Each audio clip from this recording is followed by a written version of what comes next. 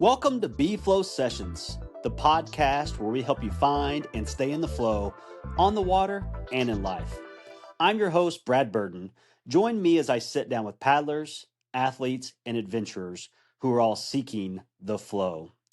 B-Flow Sessions is brought to you by our friends at Pecan Kayak Retreat. Are you dreaming of a Chilean whitewater escape this winter?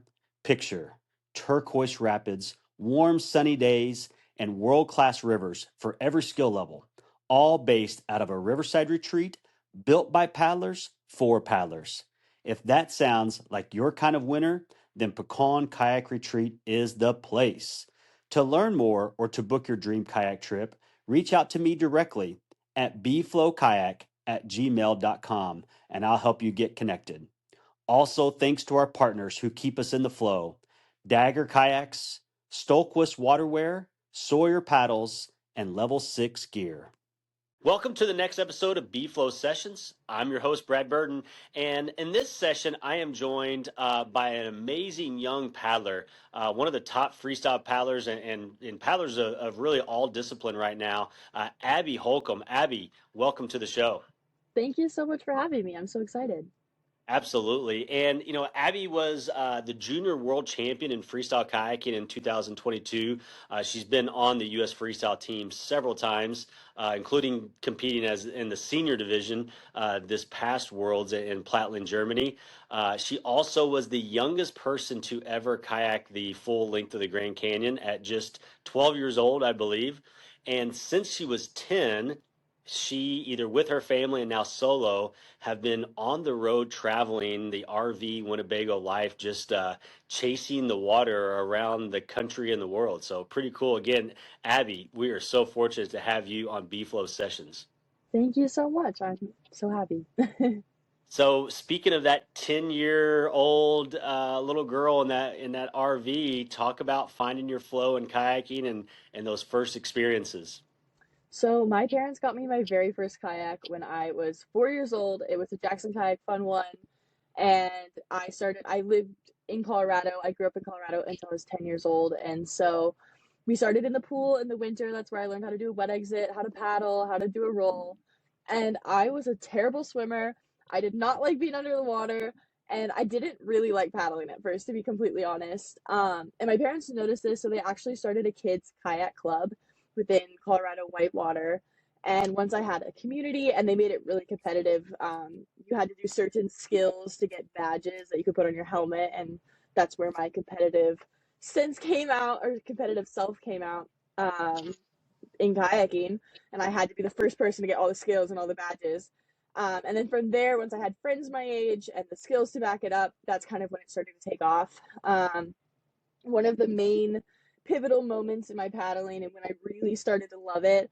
I've always been a very timid kayaker. I've always been kind of known to paddle well within my ability level.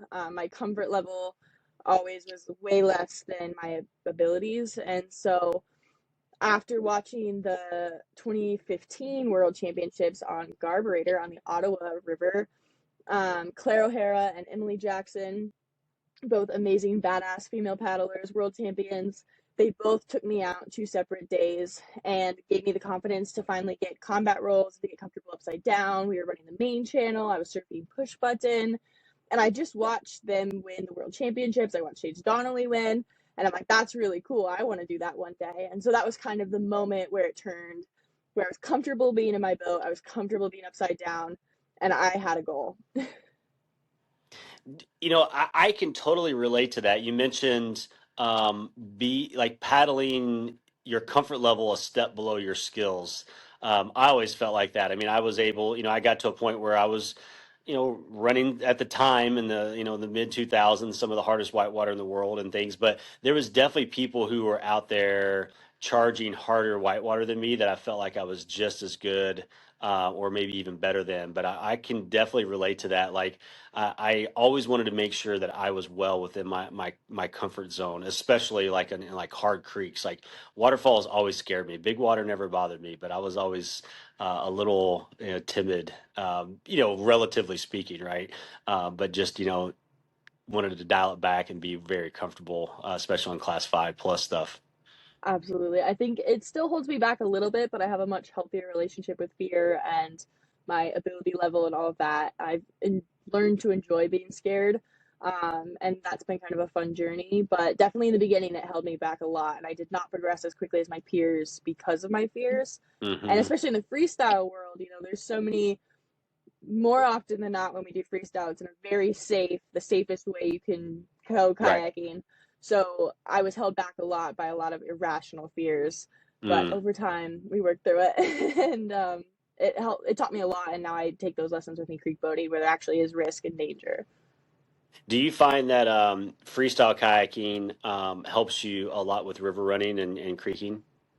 Absolutely, yeah. I think if you would have asked little Abby, I would have said, no, that's crazy. Like, I'm going to spend all my time in a play boat. But in 2024, I spent more time in a creek boat than I did a play boat. It's very unusual for me. I kind of finally got the bug that year.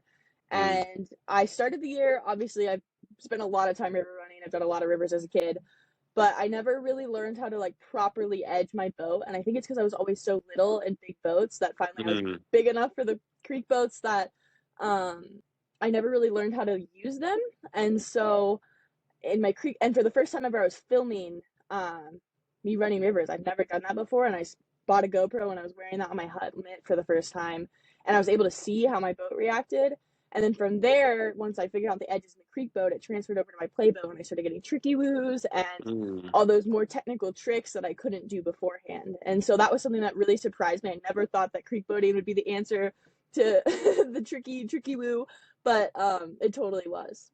Okay. So your play boating helped your river running, but then your river running also helped your freestyle. Absolutely, yeah. Yeah. You mentioned Emily and Claire and what I mean, just amazing guides and instructors and mentors to have both on and off the river. But who were some of your other flow guides that have helped you along the way and kind of mentors and people you look up to? Oh my gosh, in the early days, definitely Stephen Wright, Emily Jackson, Claire O'Hara has been prevalent throughout my whole paddling career. She's been amazing. The whole Jackson family has supported me a lot. Yeah. And now, in my later years or more recent years, I guess, I'd say Dennis Newton. He's my coach. I've been working with him since 2019, and I would not be the paddler I am today without him. There's so many incredible people I could list, but those are like the top main core ones that I think of on the spot.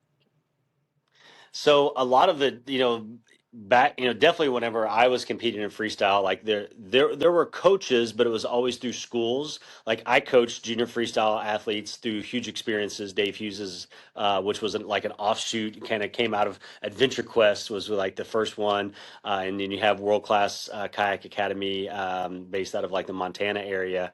But now, like a lot of the top athletes have.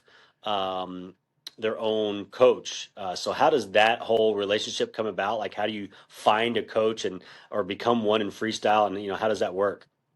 So my coach, his name is Dennis Newton. He's in the UK with Sweetwater Coaching. Okay. Um, and I joined Team USA for the first time when I was 15 years old.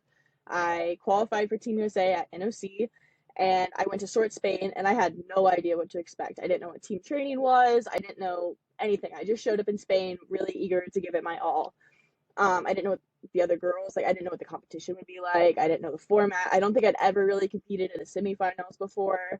And so I was just shocked by it all, and there was some weird things with the feature. The feature wasn't built until 2 weeks beforehand, and there's a lot of drama. The water would only run from like 10 to 4 every day. There was like limited time in the water. It's my first time experiencing like a 40-person lineup, and so it was just such a eye-opening experience to compete on that level of competition. And I was really fortunate that Claire O'Hara was there. She really took me under her wing and she helped me do ride plans, which is something I'd never done before. She did video review with me, also something I'd never really done before, and just really took me under her wing and helped me kind of figure it all out. Team USA doesn't have any funding or support, and so you really are kind of on your own. We do help each other as much as we can, but Sure. ultimately it is kind of each man for themselves. And so that was just a lot, especially at 15. And so after the competition, one of my best friends, or one who's now my best friend, Audie, she won the world championships for juniors that year, and she's a complete badass.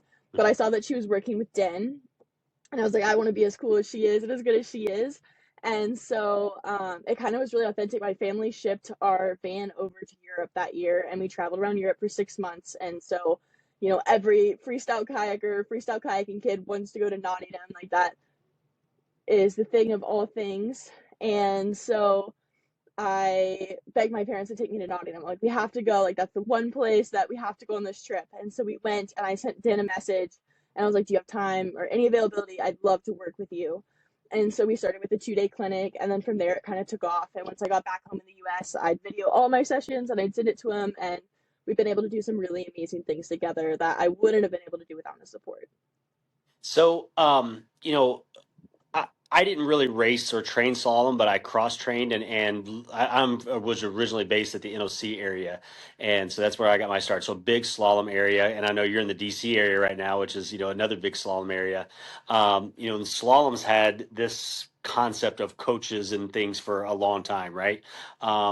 But through whether it's through funding or whatever, the Europeans always seem to be a step ahead of the U.S. slalom paddlers for the most part. Kind of overall, we'd always have one or two breakthrough, and we always did really well in C1.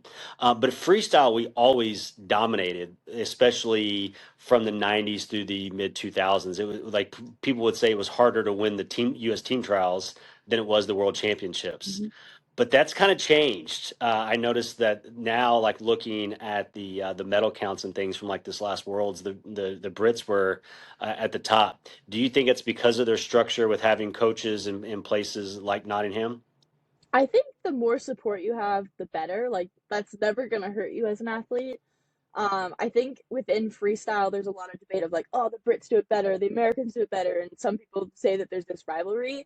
And I just feel so fortunate that I grew up in the U.S. with the U.S. strategies and that background in competition, and then I also get to tap into like their knowledge now.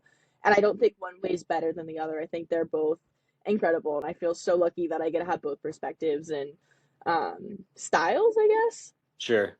Yeah, I really like the technical side of training with the Brits, and I like doing video review, and I like doing warm ups, and I like cross training. But I also like having fun and not having a super structured session every single time I'm on the water. And so I think there's a lot of benefits to doing it both ways. And I think every athlete's different. So it kind of just depends on person to person. Some people do so much better when it's just fun and they're playing the game and they just show up and they don't put pressure on themselves. And other people do so much better when they have all the little systems in place to help them achieve their best. So I think it's just up to each person. And I feel really lucky that I have a little bit of both in me. Do you feel like, is this fair to say that a lot of the Brits in Europe, especially the top freestyle paddlers, almost take their training and the competition very similar to their slalom counterparts? Where in the United States, yeah, they want to compete, they want to win, but they also want to go travel and go do the amazing class five overnighters and go to South America to go explore and things in the wintertime, where they tend to focus more on a lot of different aspects of kayaking and not just competition. Do you think that's fair? I I think may it be just generalizing, but depends. Yeah, I think it's a little too hard to generalize that. I think a lot of the European paddlers still go creek boating and they still have full-time jobs. Like, it's not their career and they can't put as much emphasis in it as the slalom athletes okay, do. Um, but yeah, I think it's just a different kind of approach and style, and they do the tricks very differently and they think about things differently. Um, but the Americans, there's also U.S. paddlers who train freestyle all year round. So it's like you sure. can't really compare it. I think it's kind of, yeah, it just depends on the person. Okay. So the next segment is perfect flow. I want you to tell me about some times when everything has just been perfect on the river for you. I'm sure there's been lots of days like this, but give me a few that stand out. I think the most recent one was at the US National Championships this October. It was my third time, I think, competing as a senior. I had a double ear infection into the event. I had a ruptured eardrum. I had a sinus infection. I had a knee injury. I had everything going against me. And I kind of showed up just like, we'll see what happens. I like the NOC. Obviously, I want to win. Everyone who enters a competition wants to win, but I just didn't really know what my body was capable of. I was going in like a hot mess. And in training, the first week was really rough. I was having vertigo stuff with the ear infections, and it was really bad. And so, like, normally the few days leading to a competition, especially with something where I don't have that much time leading into it to train, I was writing out my rides. And I've been chasing the 1,000 point barrier for a very, very Mm. long time. And before every competition, I'll write this big long ride that would get me over that point. And there's all this technical tricks and combos and stuff. And this time I was like, I have a lot going on right now. I don't think it's realistic for me to shoot for that 1,000 point barrier. So I'm just gonna write down my core tricks, and if I get it, that's awesome. And we'll see what happens. And there was like no actually, like I had no idea that I'd break 1,000 right now. That was not the goal. That was not written down on paper or nothing like that. And I think my like top ride was like 800 points or something. Like that was what I wrote down on the paper. And so in prelims, I had a pretty good first prelims. I was at like the 700 point mark. And then in semifinals on my first ride, everything just felt right. I started my morning coaching the junior women, and that was amazing. Watching them all throw down. It was this really competitive heat. And after each ride, they were all like one-upping each other. And it was one of the first time in recent years where we've had to have a cut for junior women because there's so many. So it was really exciting watching them like push each other, and it was very eventful. And same with the junior men. It was a very tense and That exciting was intense. I watched semifinals. some of that. Yeah. Yeah, yeah. And so it was like this really cool competitive environment that I got to be a part of. And so I dropped in for my first ride in semifinals, and I did my dream ride. I got like a perfect entry move. I got my nasties, my phonics, my space Godzilla has always been my nemesis trick. I refuse Mm. to do them a lot of times because I hate that trick. But they went both ways, and it was like this incredible thing. And I got to the eddy, and I was just so happy. I did it in 45 seconds, and I just called off my ride after that. We had a full minute, and I was like, I don't have anything else left to give. And I was just so happy that like I finally got my whole ride. I feel like it's so rare in competition when you like do your best. And Emily was like, I think you just broke 1,000. And I was like, no, like there's no way. Like I didn't write that down. Like, what do you mean? And then they announced it, and it was 1,140 Oh my points. gosh. And I was like, oh my God, like that's just so insane. And so that moment was just so special that even with so much adversity and stuff going on in my life, I still was able to achieve that goal. So I think that was really special. What do you think, played into that? Obviously, training, right? I've spent a lot of time coaching various sports, and I tell athletes all the time, like, you don't get this superhuman performance. You usually fall to the level of your training. But obviously, your training was at a very, very high level, but you had all this adversity. What about like either mentally, physically, was going on to allow you to get into such a flow state for that competition? I have experimented a lot with how I compete best. In the very early days, I didn't know what I was doing, so it was chaotic all over the place. I had no plan. And then once I started working with Den and the Brits, I really dialed in and I had a very specific routine. And I'd show up an hour and a half before my competition rides, and I'd warm up, and it was I didn't do anything else. And it was very specific and not busy, I guess. And then I started organizing all the events in the US, with the help of others, of course. But it's really chaotic when you organize an event, and I have athletes, I'll be in my boat in the eddy, and people will be asking me, what time do I go, and when's my heat, and what's the rules, and what's the format, and it's just a lot. But I've kind of learned to lean into it, and it's such a great distraction because I'm so busy that I can't think about myself or get worried or stressed or put pressure on myself because I have so many other things going on and so many people relying Mm, on me. And yeah. so I think that also makes me enjoy the competition more because those 45 seconds really are my 45 seconds. And so I think this one I gave back to the community more than I've ever given back to the community. Then I was coaching, I was judging, I was organizing, I was nonstop all day. I didn't have any breaks. I could barely eat lunch. And I think just being busy, I felt so fulfilled, and it just really allowed me to focus in on myself when I needed to. That's really cool. I do have to ask you about one other. I send my guests this kind of outline with some questions, and under Perfect Flow, you mentioned the Rio Claro with your dad and good friends. Do you Hmm. want to tell us that story? Yes, that was my other dream day. So that was why I got into creek boating in 2024. I feel like every kayaker wants to run the Claro. It's like video game Of kayaking course. is what it looks like. Yes. Like it's so Yes. beautiful. And so my parents just drove the whole Pan Am Highway. So they started in Alaska and they were going to Argentina. And I knew they were going to stop in Chile. And I was like, this is my shot to go run the Claro. So I'm going to get better at waterfalls, and I'm going to get more comfortable in my creek boat, and so I can feel confident and have fun on the Claro. And so I spent that whole winter all in my creek boat, getting my confidence up so that I could have a sick chili trip. And so I flew down. We only got 2 days on the Clara, which was really sad, but it was like the best 2 days of my life. We got to do Siete Tazas and Diente Dos, and it was just so incredible.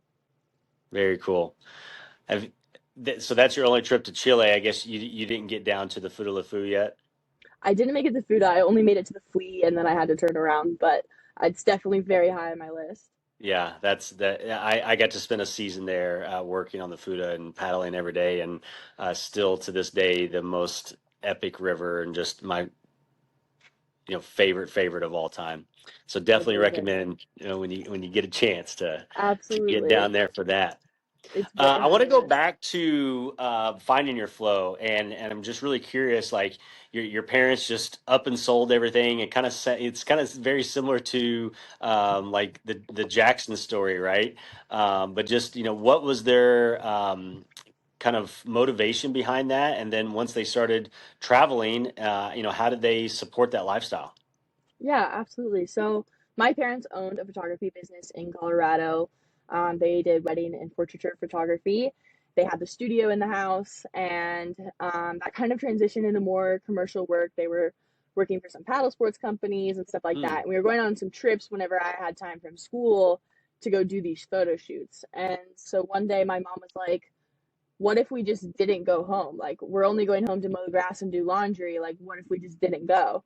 And we stayed here, and then we could like climb and kayak and do all these fun things instead of going home and doing chores. And my dad was like, no, that's crazy. Like, we can't do that. Like, we have a kid, we have a business, whatever. And so my mom's like, okay, well, maybe let's just move to the mountains. And so the plan was we were going to move from Boulder to Buena Vista.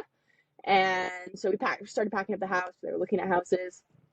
And then my mom's like, well, if we're like packing up the whole trap, I was like, maybe we just travel for a month in between. And then that turned into 6 months. And then they're like, okay, we're going to travel for a year. So they put the house up on the market. I think it sold within like 48 hours. We still didn't have an RV at this point. My dad flew to Texas or something to pick up the RV, and we kind of hit the road from there. And so they had enough like weddings and stuff booked. They continued the mm. photography business, but from the road. And then that slowly transitioned into like more commercial photography and working with Winnebago and Mercedes and all these other outdoor Oh brands. wow. And so it kind of just pivoted, and now they're really focused on their YouTube channel. And yeah, it's kind of just evolved over time. But yeah, it was definitely crazy. We hit the road. I started online school. And our first year, we kind of based out of Colorado. So we go on like little tours, and we come back and they do some work and they do little tours. But the house was gone, and we were just in the RV with a trailer with a bunch of kayaks. Let's eddy out and take a quick break. Do you need a break from the cold of a North American winter? Then let's head south to the best whitewater on earth at Pecan Kayak Retreat. Email me at bflowkayak@gmail.com to learn more about how you can take the ultimate paddling adventure in the heart of Chile. Now let's peel out and head downstream. That's really cool. Um, what about, so we talked about perfect flow. What about, I call this segment flood, and I guess I should have come up with a better name because some of the kayakers up there like, well, I like flood, but the concept of like things flooding in life or on the river where you're out of control or things not going well, both on the river or in life. Can you tell us about some of those things? Yeah, I mean, I think that's the great thing about kayaking is that the river's always changing. You can't control what the river does. And so you're always pushed off course and you have to figure out a way to get back on course. And Hmm. I think that just kind of prepares you for those moments in life because everyone has them, whether you know about them or not. Everyone is going through something. And I think kayaking is really special for that. And it's definitely taught me a lot of resiliency and determination to get through those hard moments. And in particular, you talked about in the 2022 World Championships and had a big fat goose egg on your first ride. Yes, Tell yes. us about So that. in 2022, I competed in the World Championships. That was my last year as a junior. I gave it literally my everything. It was in Nottingham, England. I flew over there in the fall to train for a month, and then I spent 3 months leading into it. And within my first week of getting there, in the 3 months leading into Worlds, I tore my abs, and I wasn't able to paddle for 6 weeks. So I sat by Mm. the side of the course for 6 weeks, and I watched and I watched. and I couldn't do anything. Like I couldn't go for walks because that'd make it worse. I couldn't go to the gym, that made it worse. Like Mm. I literally just rested for 6 weeks leading into Worlds, which definitely tested my patience. And finally, I was able to get back on the water. I think I had about 3 weeks maybe before Worlds by the time I got back on the water. And I started with baby steps. My big goal was I wanted to do lunars and lunar loops. No junior had done that. No woman had scored a lunar, I think, at that point. And so that was like really high on my priority. I wanted to break the 1,000 point barrier. So the injury really put that on hold, and I didn't really know what to expect, but I still wanted to win my last junior world. So I gave it my everything. Of course, I had my coach working with me and helping and supporting. And yeah, it was such a wild ride. So in finals, I was in second going into finals, and my first ride, I got 0 points. I flushed like 4 times in the ride, and everyone, like, I was the favorite to win. There was a lot of pressure, I feel like, looking back on it. Everyone kind of expected me to win and to win with this really big ride. And so the zero kind of happened, and Claire O'Hara was coaching me for that event, and we kind of looked at each other like, oh man, that was not good. And she's like, luckily, she's always said it. My first Worlds in Sort, I actually got zero on my first ride too. Like that was definitely a trend for me in juniors, was that my very Mm. first ride of finals, I'd always get a zero. And so it was kind of just keeping with the trend. And so in my head, I was like, this happened in Sort, and I got points on the board after, so this one will be fine too. Guess that's my warm up.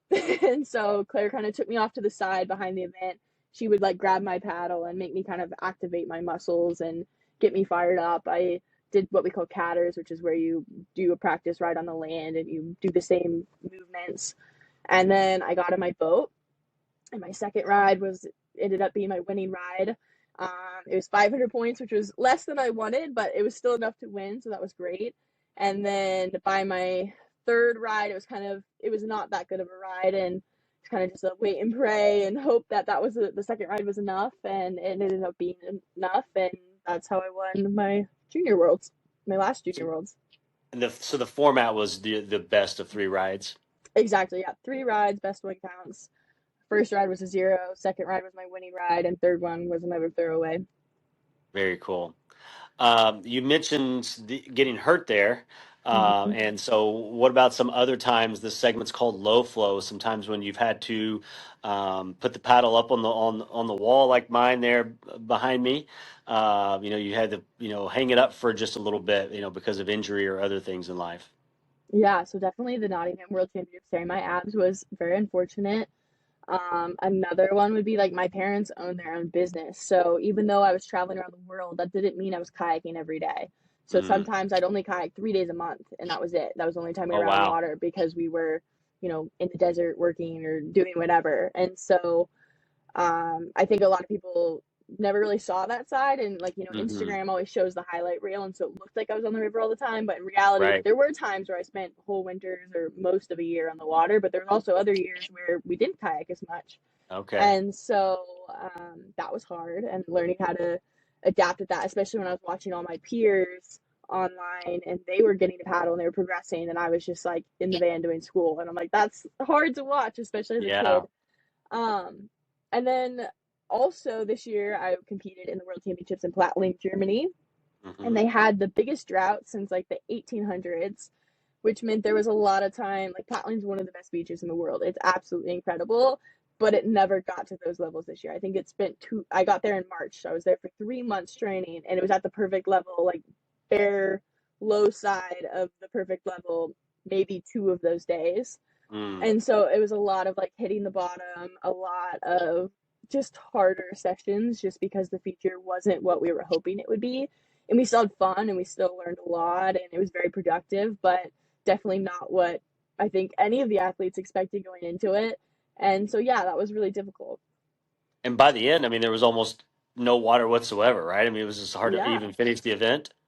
Yeah, they ended up canceling the event halfway through, which was, I think, Okay. the first time ever they've ever had to cancel a world championship. So it was not a decision that the organizers made lightly, but people were getting hurt because it was so shallow. There were concussions, there were stitches, there were shoulders.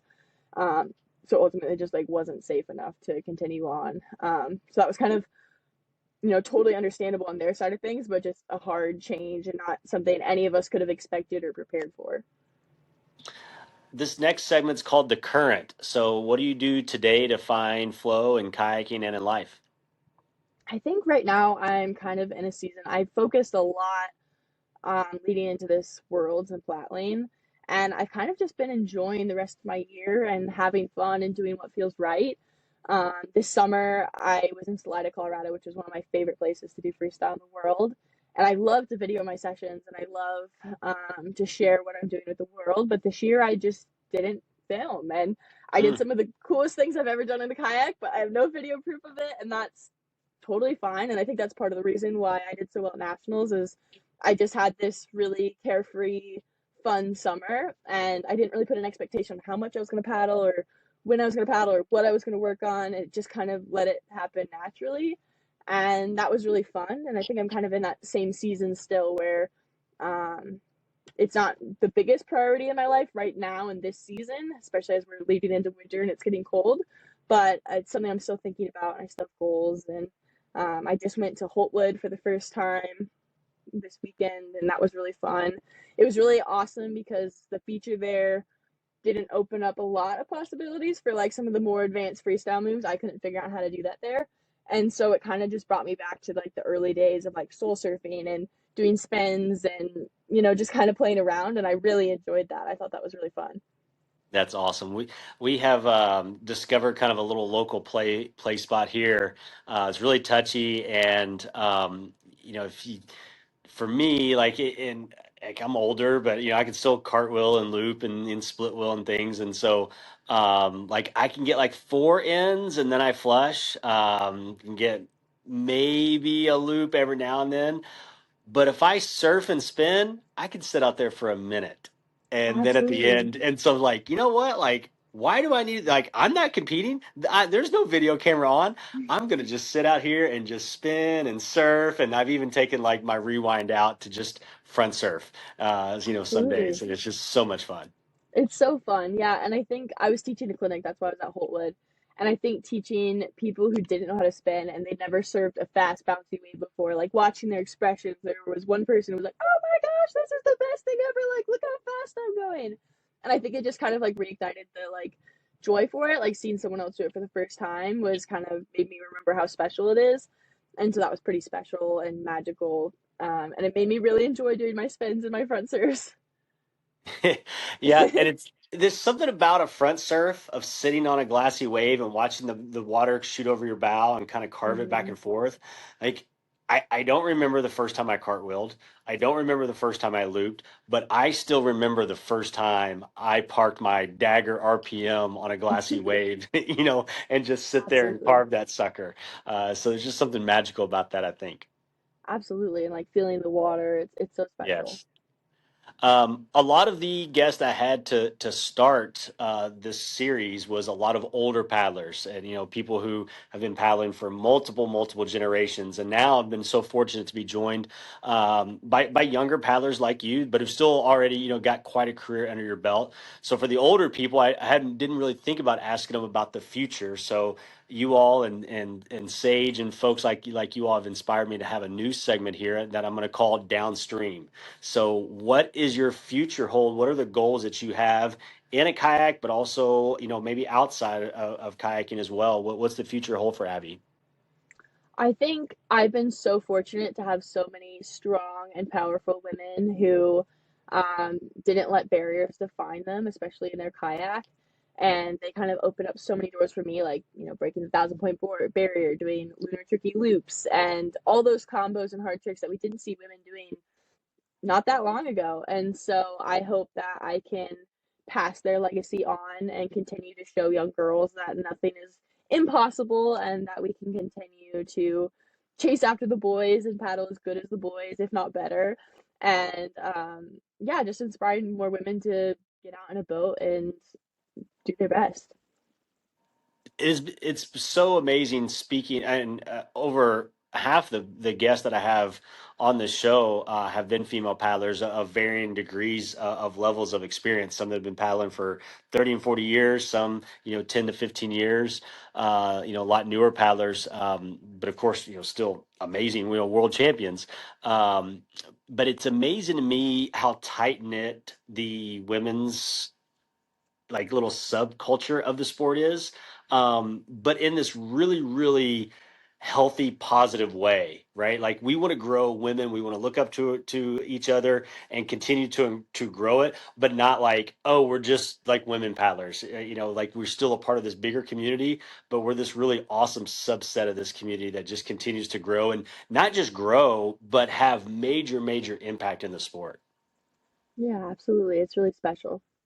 It is, and so many female paddlers that have come before you, and it's nice to see people like you and Sage continue that legacy. Emily Jackson, of course, and just continue that legacy and inspire other young female paddlers is really cool. Absolutely. Speaking of inspiring young paddlers, I want you to now. This section's called Flow Advice. What advice would you give to somebody who's wanting to start kayaking? Specifically for freestyle, my advice is to try everything. Freestyle is about being free. Don't put yourself in a box. That was like the biggest thing that held me back is I was like, I need to learn how to loop. I need to learn how to cartwheel. I need to learn how to make nasty. And I had a very specific order and expectation of how I should Mm, learn. And I think especially as women, there's a lot of pressure to like do it very systematically. Whereas if you look at the young boys coming into the sport, they're like, oh, I don't know how to loop, but I'm going to try a lunar orbit because why wouldn't I do that? That looks fun. And I mm, think a lot of times women feel shame reaching that high and they feel like they need to have all the other skills perfect to be able to set up for that. And I wish if I could go back, I would have been more confident to just try everything. And so that'd be my advice is there's no right or wrong in freestyle. Try the extremes. If you're struggling with something, let's say you're struggling with a cartwheel, try plugging your bow really hard, try plugging it not that hard, and you'll find that sweet spot. So just don't put yourself in a box. Don't set parameters on what you should be doing for each trick or how you should be trying tricks. Just have fun with it and video your sessions. That's my other advice because that helps a lot. And then just for paddling, enjoy it and don't put expectations on how you should progress or what you should do. If you want to be a Cindy class 5 boater and that's your happy place, that's amazing. If you want to paddle class 2 and never flip upside down, that's amazing too. The river is such a special place and there's room for everyone. And you don't need to feel any pressure or expectations on how you enjoy your time on the water. I love it. Love it. Great advice. So now this segment's the rapids. So this is kind of our rapid fire segment, but it's also a Mount Rushmore segment. I don't know about you, but I love rankings. So anytime somebody ranks something, it could be, your favorite flavors of cheesecake or ice cream, whatever it is. I always click on like social media. If somebody's got a rankings, I want to look at it. So I want to hear your rankings, rapid fire style. But we're going to do it like a Mount Rushmore. So you get to give me your top 3 to 5. So I'm going to throw out a category, and you give me your top, opinion of what you think here. So kayak designs of all time. I feel like I'm the worst person to ask this question to. Um, I haven't paddled that many boats. I've been on Jackson since I was a small child, so I don't have much to compare it to. But Well, that's from what I've okay. tried, yeah, I would say Well, just before you go, I don't want you to feel bad about having newer boats because some of the old people they talk about boats from the '70s that no one, half the yeah, people, alive haven't even heard of. So you don't feel a bit yeah, no, shamed. You give totally. us your top. Like I'm a freestyle. I don't paddle slicey boats. I don't know all the like classic. I haven't paddled the classic boats that everyone knows and loves. That's But okay. right now, my favorites would be the Rockstar. Obviously, that's opened so many doors for me. I love the Narvana. I say that that's one of the reasons why I like creek boating now is because it instills so much confidence in me. Sure. And then it's hard to beat a half slice. So I really love the Antics. The Antics 2 was like my favorite all time boat, and somehow they made it better. And I really loved paddling the Antics 3. So I'll put that one up there too. Absolutely. What about rivers of all time? Rivers of all time, Rio Claro, like obviously incredible. I love the Palguin, the numbers in Buena Vista. That's like one of my home rivers. It feels like I love that one. And then for freestyle spots, Salida, Colorado, Skookumchuck, and Big Joe on the Lachine Rapid in Montreal. Love it. Plus Uh, some European ones that are incredible, but I didn't mention. Those are also good though. sure. Countries to paddle in. Chile obviously is really high up there. France is incredible. I spent a little bit of time paddling in Voss, so I'd say Norway is also pretty special. Hmm. A river that you've not done yet, but you want to. I haven't been to the Zambezi yet, and that's really high. Mm, We talked about the Fuda. Obviously, the Fuda is yeah. really high. Yeah. Paddlers of all time. Oh man. I'd say Claire O'Hara for sure is really high up there. I think the stuff like when you go, I had no idea how much of a badass she was. Like she was very in my life, but I went back recently, or not recently, but a few years ago, and looked at all of her YouTube videos, and the fact that she was doing like lunar loops and tricky woos in that time, tricky loops in that era is absolutely insane. And I think that's just so inspiring, and I'm so happy that we were able to see that when we were younger. Obviously, what Audie has done is absolutely incredible, and she's opened even more doors for us as women. Zertia Tula, Marlene DeLavie, if I'm like all the Emily Jackson, all the female paddlers, they've done so much. That's really cool. This is Final Flow, and you have many, many, many, many years before you have to worry about Final Flow. But it's kind of just like a philosophical question, right? That if you got to know that you were doing something for the last time, but the river goddesses are going to let you pick the river you're on, the boat you're in, and the crew that you're with. What do you got? Mm.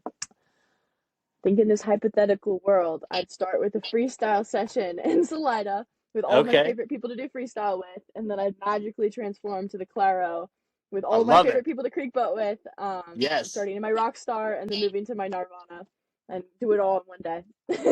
I love it. I mean, yeah, if the river goddess is granting all this, right? Exactly, I know, I know. We can teleport. Dream It's world, okay. yes, yes. Maybe a session on Big Joe too. Just really round it out. I love it. Just don't let the sun go down on the day, right? Yes, exactly. Well, Abby, you've been a joy to talk to, and it's been amazing to follow your career on social media, and now finally get a chance to meet you and talk to you. And I told Sage this, so please don't take this as like sounding like old guy patting you on the head.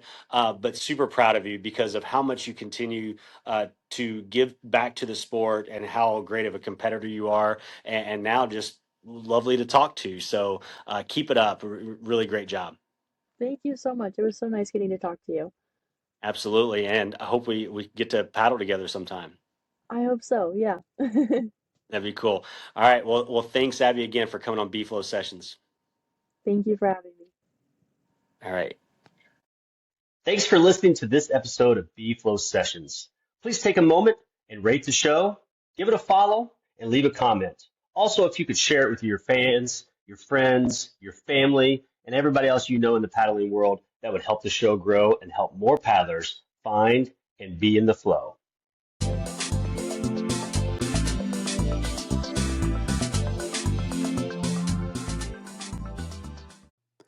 Thanks for tuning in to another episode of B-Flow Sessions, where we explore how paddlers find their flow on the water and in life. If you enjoyed this episode, please follow the show, leave a rating, or share it with a friend. It truly helps us grow the community. And a huge thank you to Pecan Kayak Retreat for sponsoring today's episode. If you're ready for a world-class Chilean whitewater adventure, email me at bflowkayak@gmail.com and I'll help you get dialed in. Until next time, keep finding your flow.